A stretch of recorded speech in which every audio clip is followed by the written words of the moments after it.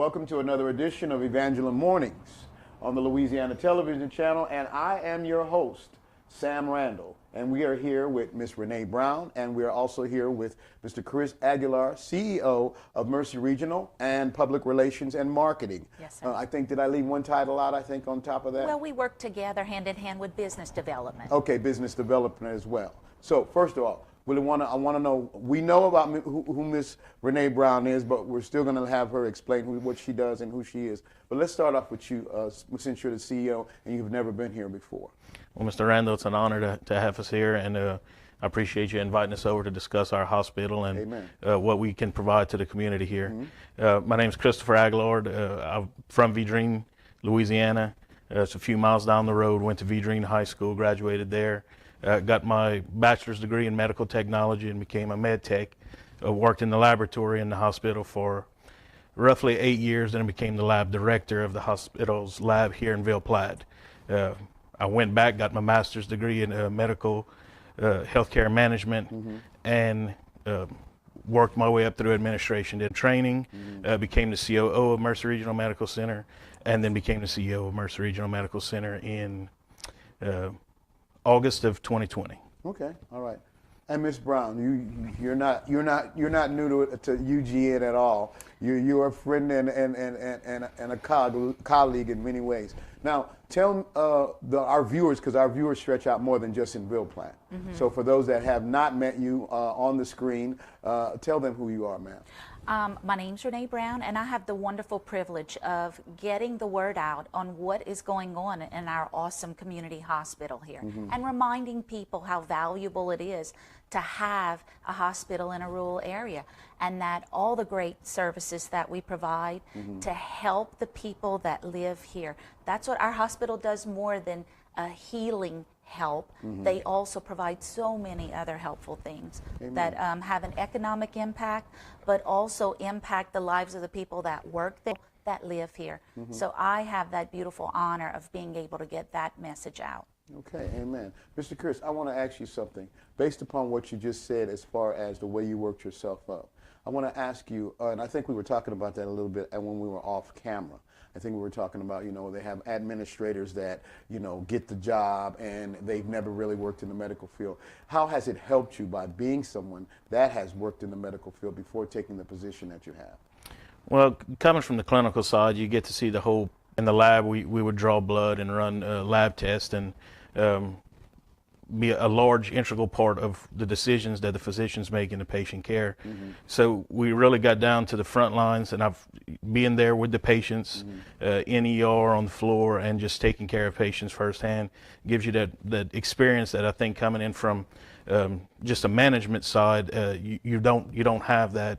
You don't have that clinical aspect. You know about the patient care, you know what's supposed to happen, but having that firsthand knowledge of actually doing it, taking care of the patient, it kind of puts it all in perspective, from taking care of the patient to managing employees and managing the business. Right, and also I would think that we would want to interject that by being able to work in a camaraderie with other employees once you were able to take over the position that you have now.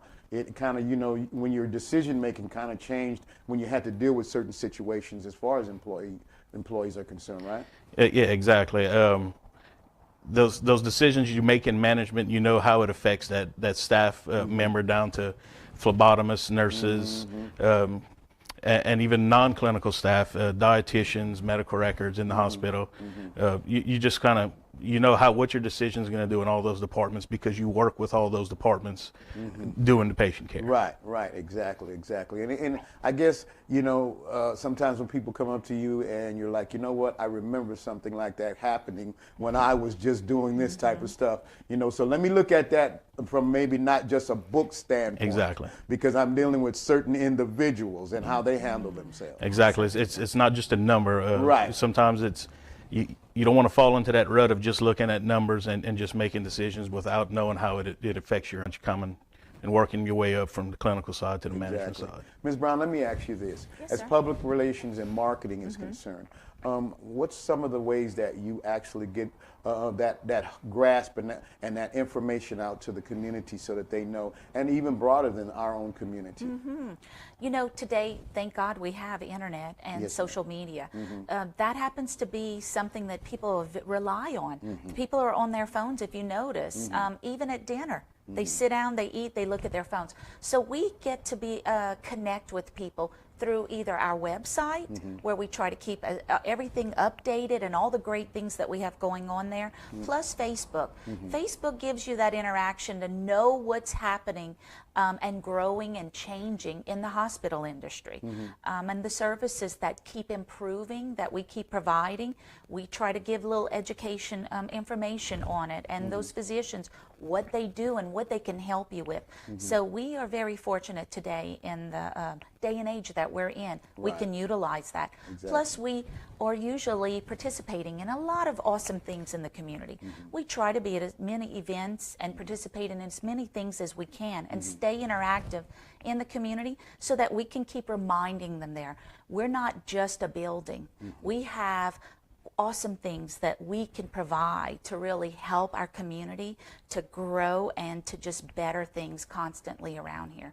So we're more than just a building, and that's what our message is. We've got amazing people that work there, and we love all the people that come in. That's our friends and family that live here. And as you said, I think while we were off the camera, you said we're lucky to have a hospital that close by, you know, for emergencies and situations. I know. And things A lot like of that. rural communities do not have a community hospital. Right. So it has become a wonderful commodity to have a hospital in your community in a rural area.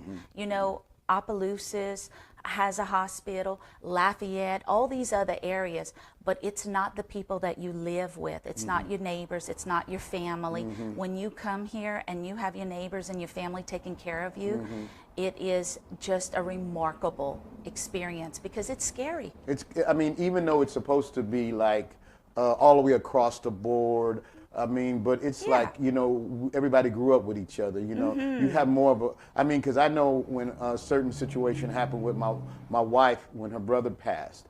And, you know, the care and the concern that the staff had for her, because most of them, they all grew up together, you know. So there was, so, you know, you had a couple of them out there shedding a couple of tears, you know, because, and that right there is a great camaraderie that people can have. Now, let me ask you, who do we need to be introduced to that may have just come onto the staff that our viewers need to know for this area? Well, to start off, Mercer Regional Medical Center, we have our local physicians that have been practicing at the hospital for quite some time. We have Dr. Chuck Aswell, internal medicine, Dr. Henry Dupre, family medicine. We have our 4 hospitalists, Dr. Tommy Fontenot, family medicine, Dr. Alvarez, Dr. Jake LaFleur, and Dr. Brandon Fontenot. Those 3 are all internal medicine, and they're our hospitalist core group that take care of our patients inside our hospital. Bringing on, we've added a bunch of staff, and we're adding specialties. Well, the reason why I'm bringing this up, and not to cut you off, but the reason why I'm bringing this up, because I know you have a new addition to the family, which is going to be the new clinic. Yes. And yes. So who will be there? Is there new ones coming in for that, or? So we've at the hospital, if you've noticed, that we had moved a building that Mercy that we've been owning for years. It was out by the Wellness Center in Ville Platte. We moved it onto campus. That way we could have more of a draw to patients' emergencies. In the past couple years, we've hired a new part-time surgeon, Dr. Jody Johnson, just does general surgery. He's there to help and assist Dr. Craig, Robert Craig, who's our full-time general surgeon, to help take call and assist in those kind of manners. So it's good to have a couple of surgeons on your staff in case you need. One of the big additions that we did in the past couple of years is we turned an old wing that we had in the hospital to a geri psychiatric unit. The geri psych unit is 50 or older, and we take care of our psychiatric patients here in Ville Platte. Dr. Kristopher Aguillard is our psychiatrist that is operator and physician that takes care of the psych patients. And our hospitalist staff that I just mentioned, they take care of the medical side of the patients. Okay. You were mentioning our building, so I'll tell you what, before you get into that building, let's go take a break, okay? Because my director's pointing the finger at me, and if I don't, I'm probably going to get fussed at when we take our break, okay? But we're going to be back more with the CEO, Mr. Chris Aguillard, and public relations, marketing, and community relations and everything, Renee Brown, and we're here at Evangeline Mornings, and we've got a new season coming, and we're going to have some great more interviews like this. Be strong and courageous. That's the message Jesus has for you if you're injured or ill. Keep your eyes on Christ and let us at Fontenot Physical Therapy and Fontenot Physical Therapy West help you run the race. Fear is useless. Just trust in Jesus and let us help you have hope in your future. Have a happy new year and God bless you.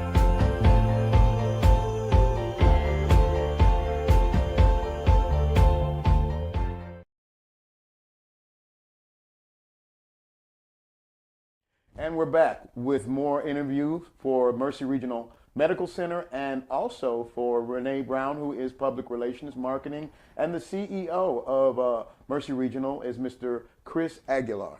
Did I say that right? Yes, sir. Okay. All right. As we left off, we were talking about the different services, and we were about to go to the new building, and you were going to paint a picture for what we're going to have going on over there. Yeah, so I'd just like to mention all the services that we have in our community hospital. As far as a small rural hospital, we're a 49-bed acute care hospital. Mm-hmm. We do have a cath lab in our hospital that takes care of cardiology patients. We have Dr. Chuck Mounier, who's on staff. He is now part-time with us, who also provides cardiac outpatient and cath lab services. In the surgery department, you were talking about new additions. We were mentioning it earlier. We have Dr. Jason Trahan, who joined us in the surgery department. He does ENT, so all your ENT needs, you don't have to travel to Ellick or Opelousas or Lafayette to get those. In the clinic in front of the hospital, he does an outpatient clinic there. You can schedule a visit there, and then he can set you up for surgery in the hospital here without having to travel there. We also have urology services with Dr. Marcel Lahaye. His clinic is in Vidrine, and he provides urology coverage for our physicians here in the hospital, and he provides surgical coverage for us for urology, lithotripsies, and other services he provides. So we have a wide variety in the surgical department. A few others we have Dr. Reich, who is an ophthalmologist. He's with Alexandria Eye and Laser. They have an office right next to the hospital. He does cataract surgeries in our surgical department. We also have X-ray. Most people, you don't have those services in a small hospital. We have MRI that's in-house. It's not in a trailer outside, uncomfortable for the patient. We have all the services that you would have at a large facility in X-ray. We have here at our hospital in Ville Platte, MRI, nuclear med.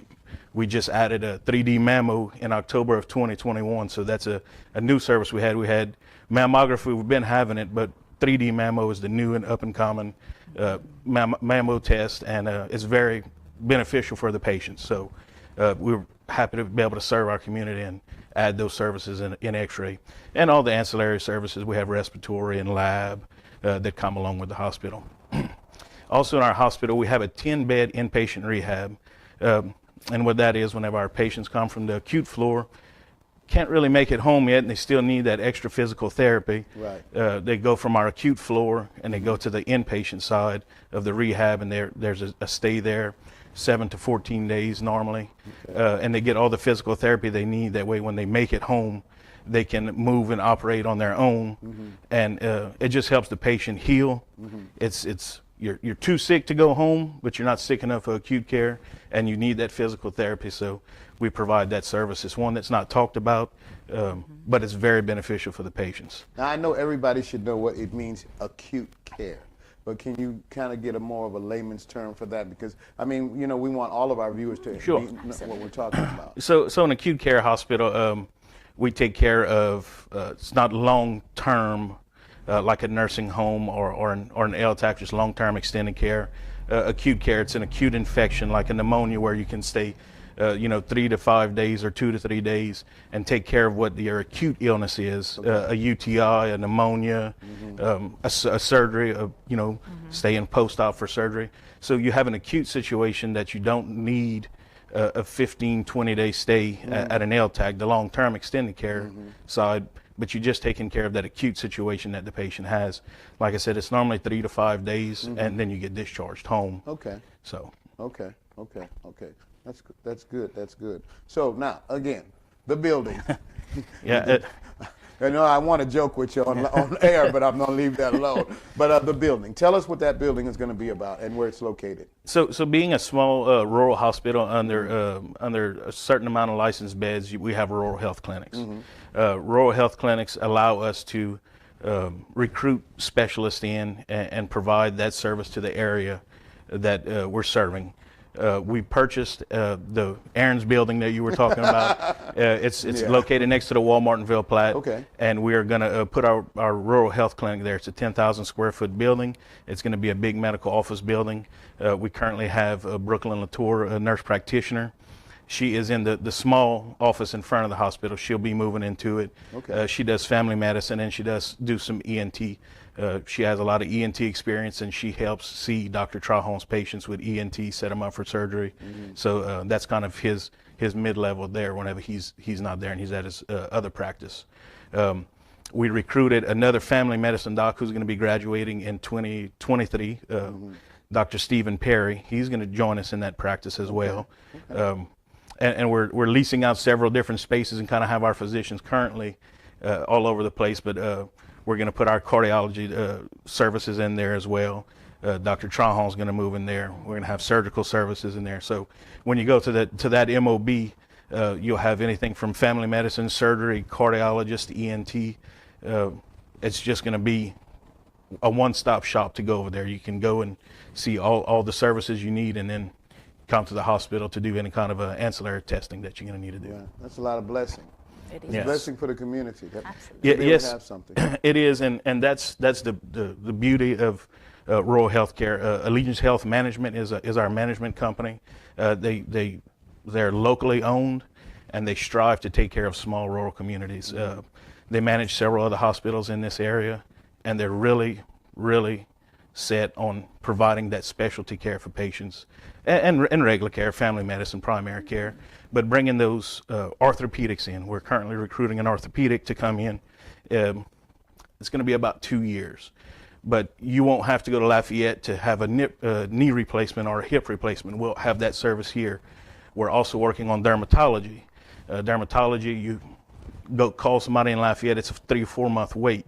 That service is going to be here in Ville Platte. Trust me, I know. So other specialties, we're looking at podiatry to bring in. Just anything that we can bring that you have to leave town for.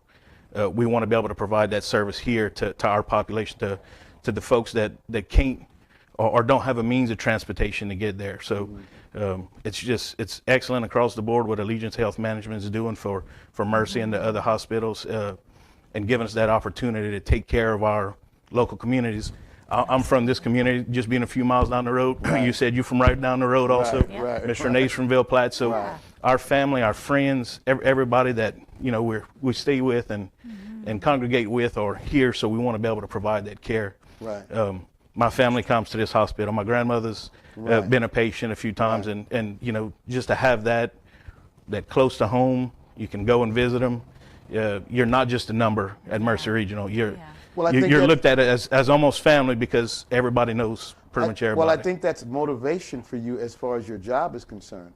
To know that you're actually taking care of your grandmother, and your mother, and and your friends and things of that nature, and they and they depend on you in a sense. You and Miss Brown, in a sense, to make sure that you guys have the qualified people here. That's true. Yes, that's another task we have to bring.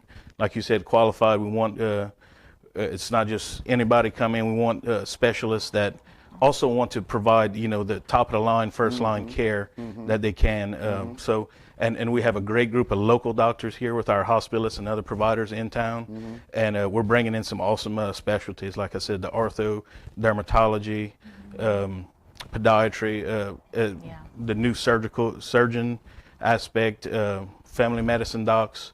We're looking to recruit a couple more internal medicine docs. So it's a process in the medical field. A year or two, it sounds long, but it's really it's right around the corner. It's true. It and does. you know, part of the whole wellness equation is not just nurses, doctors, the hospital, the facility. See them daily. That's part of that wellness. You need that. So being able to have community hospitals provides that's that. That's a large part of the healing. Right. Yeah, because I know there was times that a relative of ours had to be in New Orleans. So, you know, I mean, and yes, of course, her husband was there, this and that and the other, but the family, you know, that's just a long trip, 3 to 4 hours that you got to go in order to, you know, be there to encourage them. You know, we keep them in prayer, but, you know, I mean, but just being able to get in your car and drive 10 minutes. And then to see that family, and, you know, I get to talk with the patients on a daily basis, and, you know, they're so thankful that their family can come in and visit with the whole COVID pandemic. And, you know, of course, we do have some stipulations on visitors, but we try to allow family members to come in and visit the patients there, because that's really one of the key. The pandemic, have they, or they haven't? Their LDH and the CDC are coming out with some new regulations. There's talk that they're going to do away with some masking and other things. Right now, we do still have to follow some LDH and CDC guidelines in the hospital, but we're hoping it kind of starts to get back to normal. We're having, you know, hard times just like the rest of the country, and supplies and cost of supplies have gone up tremendously since the start of COVID. And just actually getting supplies and pharmaceutical supplies, we've been able to provide all the care that we needed to. So we've been extremely lucky and blessed that our staff work as hard as they do to take care of the patients. So what keeps you going? I'm talking to you. What keeps you going? Just the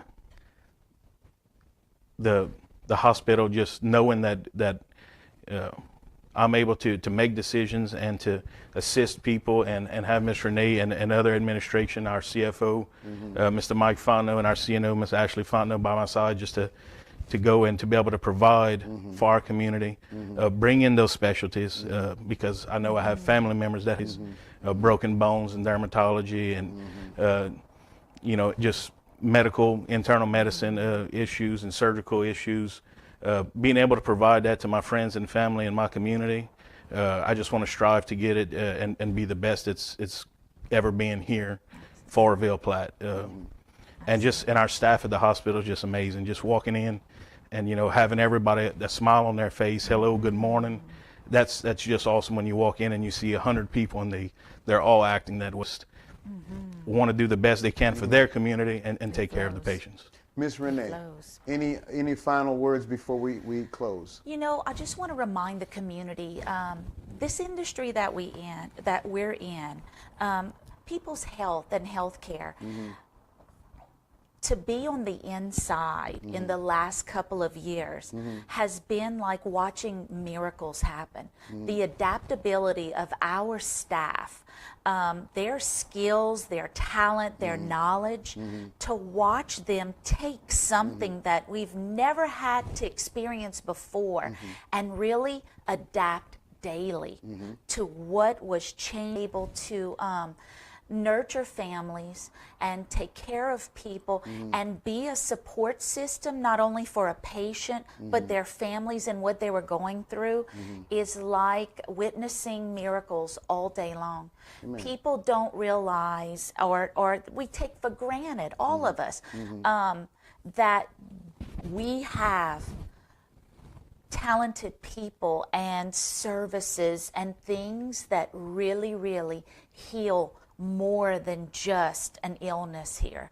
It is just beautiful to witness, and I'm so proud to be a part of and see all these miracles every day. And again, it's going back to what Chris said. It is the people we have there, how fortunate we are. And you know, medicine, health, illness, that's scary. When you come here and you get to be surrounded by people that know you, or if they don't know you, they know you. Great, it's beautiful. But you have a hand to hold when you're scared and you need it. a supportive word, or you have someone helping you reach out to a family member to say, come see me at the hospital, or I need something. They are there to make those things happen for you. And it is just remarkable to be a part of this excellent and outstanding team and system that they have here. So I love being a witness to that. I love reminding people that this is the great stuff we have. We're very fortunate to have Chris in there because he's really getting out there and finding specialists, but that not only are going to connect us with the medicine or the healing powers we need, but with people who are just as kind-hearted and loving and connected to the people we have here. It's a thing that we have going on here, and I love being able to be a part of that story and that experience and reminding people of that. Well, you know, I think the thing I'm sitting here and I'm getting these little voices, and you know, God's placing it on my heart to say, you know, you guys have the Luke syndrome.